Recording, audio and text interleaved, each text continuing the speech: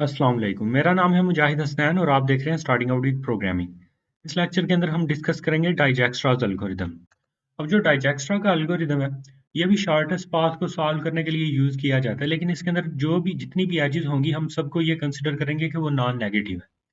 अब ये चीज कंसिडर करने से इसमें एक फायदा ये कि अगर हमारे ग्राफ के अंदर कोई भी एज नेगेटिव नहीं आ रही, तो हमें जो है वो नेगेटिव साइकिल के चेक करने के लिए एक एक्स्ट्रा लूप नहीं लगाना पड़ेगा। और अगर एक्स्ट्रा लूप नहीं लगाना पड़ेगा तो हमारे पास जो रनिंग टाइम है वो बेलमैन फोर्ड से जो है वो काफी ज्यादा इंप्रूव हो जाएगा। तो ये जो डाइजेक्स्ट्रा का एल्गोरिदम है, ये प्रिम्स के एल्गोरिदम से जो है ना वो मिलता जुलता ही है। अब डाइजेक्स्ट्रा के एल्गोरिदम में हम क्या करते हैं, हम सबसे पहले इनिशियलाइज सिंगल सोर्स वाला जो फंक्शन है वो कॉल कर देते हैं। अब ये इनिशियलाइज सिंगल सोर्स वाला फंक्शन क्या करता है कि जितने भी नोड्स हैं उन सब नोड्स का जो सोर्स से रीचेबल डिस्टेंस है उसको इन्फिनिटी कर देगा और सबका पेरेंट जो है वो नील कर देगा। देन उसके बाद ये एक लेगा हमारे पास सॉल्यूशन सेट लेगा, और इस सॉल्यूशन सेट को शुरू में हम क्या रखेंगे, एम्प्टी रखेंगे। फिर एक ये क्यू ले लेगा और इस क्यू के अंदर जो है ना सारे के सारे जो वर्टिसेस हैं उनको ऐड कर देगा। देन जब तक हमारी ये क्यू एम्प्टी नहीं हो जाती तब तक ये वाला जो कोड है ये एग्जीक्यूट करेगा। और इस कोड को एग्जीक्यूट करते हुए ये क्या करेगा, यहाँ से एक नोड जो है ना उसको निकालेगा जो सबसे मिनिमम वेट वाला नोड होगा। उस मिनिमम वेट वाले नोड को निकाल के यू को असाइन करेगा। अब शुरू में सबसे मिनिमम वेट वाला नोड कौन सा होगा, हमारा सोर्स नोड होगा। सोर्स नोड को हम क्या करेंगे, हम सॉल्यूशन सेट के अंदर यूनियन कर देंगे। देन हम एक फार का लूप लगाएंगे और फार का लूप लगा के उस सोर्स नोड के साथ हमारे ग्राफ के जितने भी वर्टिसेस है ना उन सारे के सारों को जो है ना हम रिलैक्स करेंगे। अगर उनमें से कोई रिलैक्स हो सकता होगा तो वो हो जाएगा और उसका पेरेंट जो है वो भी अपडेट हो जाएगा। अब जो हम यहाँ पे क्यू को यूज कर रहे हैं, अब अगर ये क्यू हमारी जो है वो मिन हीप होगी यानी बाइनरी हीप है, तो उस केस में जो इसका टोटल टाइम लगेगा वो लगेगा V square plus E time लगेगा इसको।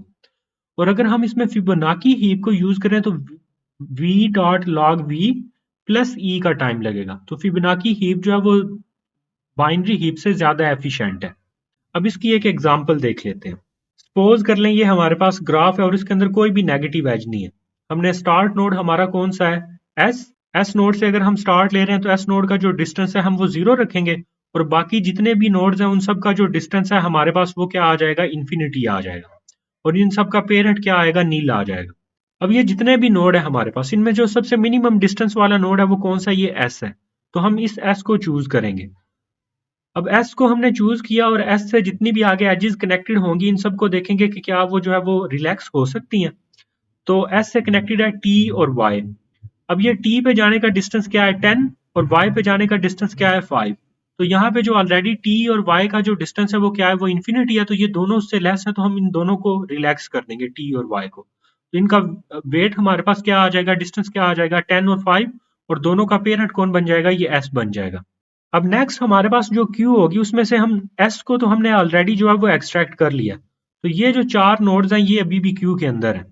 अब उस क्यू में से हम जो है ना वो नेक्स्ट मिनिमम वेट वाला जो नोड है वो निकालेंगे। तो मिनिमम वेट वाला नोड कौन है, वाई।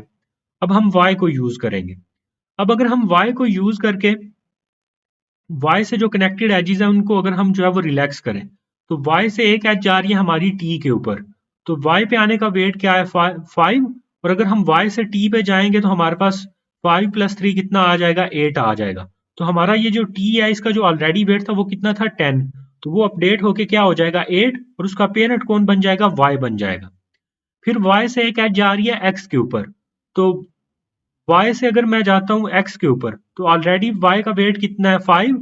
5 + 9 कितना आ जाएगा, 14 आ जाएगा। और इसका पेरेंट कौन एक्स का बन जाएगा, वाई बन जाएगा। फिर इसी तरह अगर मैं वाई से जी के ऊपर जाऊं तो जी के ऊपर जाने से जो मेरे पास वाई का वेट है वो क्या है, 5। 5 + 2 कितना आ जाएगा, 7। तो जी पे जाने का वेट कितना आ जाएगा, 7। और उसका पेरेंट कौन बन जाएगा, वाई बन जाएगा। अब ये एक्स और जी इसलिए अपडेट हो गए क्योंकि इनका जो ऑलरेडी वेट था वो था इन्फिनिटी, और ये जो नया वेट आ रहा है वो इससे कम है तो हम इसको रिलैक्स कर देंगे। अब हमने एस और वाई दोनों को यूज कर लिया। अब हमारा टी, एक्स और जी ये अभी भी क्यू के अंदर है। तो इनमें से जो हमारा सबसे मिनिमम वेट है वो कौन सा है, वो है जी। अब अगर हम जी को यूज करके इससे कनेक्टेड एजेस के ऊपर जो है वो ट्रेवर्स करें।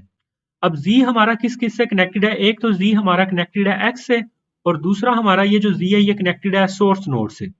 अब अगर हम Z से सोर्स नोड पे जाएं, Z पे आने के लिए हमारा कितना वेट लग रहा है, 7 का। और अगर हम इस सोर्स नोड वाली एज को ट्रेवर्स करें तो कितना वेट लगेगा 2 का, तो हमारे पास टोटल कास्ट कितनी आ जाएगी 9। लेकिन जो सोर्स नोड पे जाने के लिए जो ऑलरेडी वेट है वो क्या है 0, तो ये अपडेट नहीं होगा। फिर अगर हम इस z से जाते हैं x के ऊपर, तो 7 + 6 कितना आ जाएगा हमारे पास 13। तो जो x के ऊपर जाने के लिए ऑलरेडी वेट है वो कितना है हमारे पास, वो 14 है।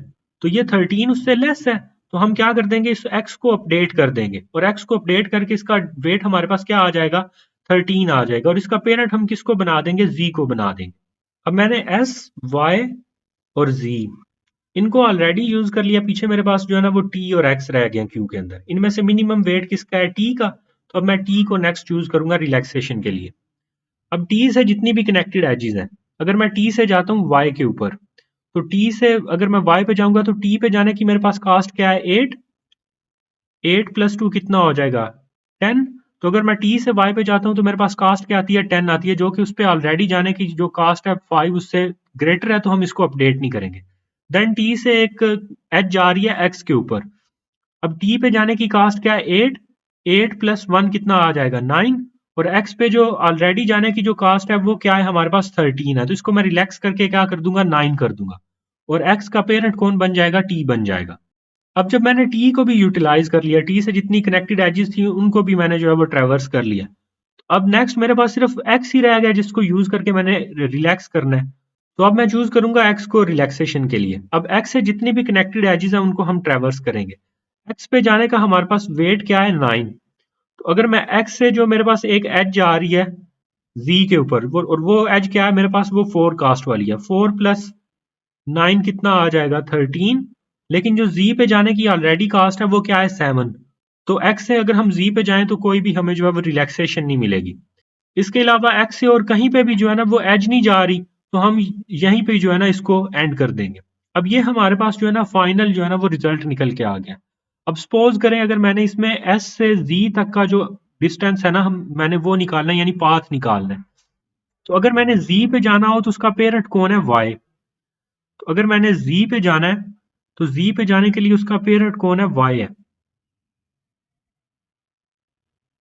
और अगर मैंने y पे जाना है तो y का पेरेंट कौन है, s है। तो यूं हमारा जो है ना ये पाथ निकल के आ जाएगा s to z, जो कि मिनिमम है, और इसकी कास्ट हमारे पास कितनी आएगी 7 आएगी। और भी अगर कोई भी आपने पाथ निकालना होगा, लाइक s से y का निकालना है, अगर s से अगर y का निकालना है तो वो तो है डायरेक्टली है। और भी अगर आपने कोई भी पाथ निकालना है, लाइक आपने s से x का पाथ निकालना है, अब इसमें हम सबसे पहले लिखेंगे x को। अब x का पेरेंट कौन है हमारे पास, t, तो देन हम जो है वो लिखेंगे t को। फिर t का पेरेंट कौन है हमारे पास, y, और y का पेरेंट कौन है, s। तो यूं हम जो है ना कोई भी पाथ जो है वो इसमें से निकाल लेंगे, और उसकी कास्ट हमारे पास कितनी है, x पे जाने की कास्ट है 9। अब इससे नेक्स्ट लेक्चर के अंदर हम फ्लोइड वार्शल का जो एल्गोरिदम है शॉर्टेस्ट पाथ के लिए वो डिस्कस करेंगे। चैनल को सब्सक्राइब कर लें और बेल आइकन को भी हिट कर लें ताकि लेक्चर की अपडेट आपको मिल जाए। शुक्रिया।